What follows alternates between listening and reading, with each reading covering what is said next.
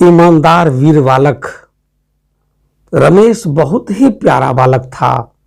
वह कक्षा दूसरी में पढ़ता था। रमेश विद्यालय में स्वतंत्रता दिवस का राष्ट्रीय त्योहार मनाया जाने वाला था।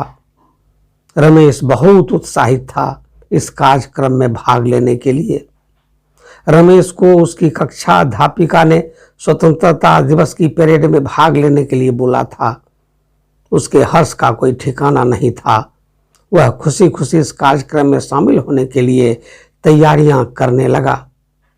स्वतंत्रता दिवस की होने वाली परेड में सभी साथियों के साथ पूर्व अभ्यास निरंतर करता रहा और अत्यंत उत्साह से भरा हुआ था। परेड वाले दिन जब वह स्कूल के लिए तैयार होने लगा तो रमेश ने अपने दादाजी को खोजा। दादाजी रमेश के साथ निरंतर विद्यालय जाया करते थे उसे पहुंचाने के लिए, किंतु दादाजी नहीं मिले। माँ से पूछा तो माँ ने बताया दादाजी गांव गए हैं, वहां दादी की तबीयत खराब है और हॉस्पिटल में है। पिताजी भी गए हुए हैं। अब मैं भी तुम्हें स्कूल पहुंचाकर गांव निकलूंगी।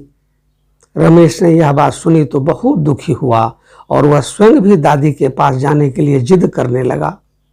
इस पर उसकी मां ने रमेश को अपने साथ लेकर गांव चली गई।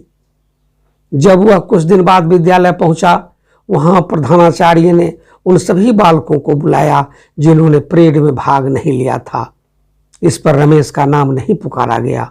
बाकी सभी विद्यार्थियों को उनके अभिभावक को लाने के लिए कहा गया। रमेश ने सोचा कि मेरा नाम प्रधानाचार्य ने नहीं बोला, लगता है वह भूल गए होंगे। रमेश प्रधानाचार्य ऑफिस में गया और उसने प्रधानाचार्य से कहा कि मैं भी उस दिन परेड में नहीं आया था श्रीमान, मगर आपने मेरा नाम नहीं लिया। क्या मुझे भी अपने माता पिता को बुलाकर लाना है?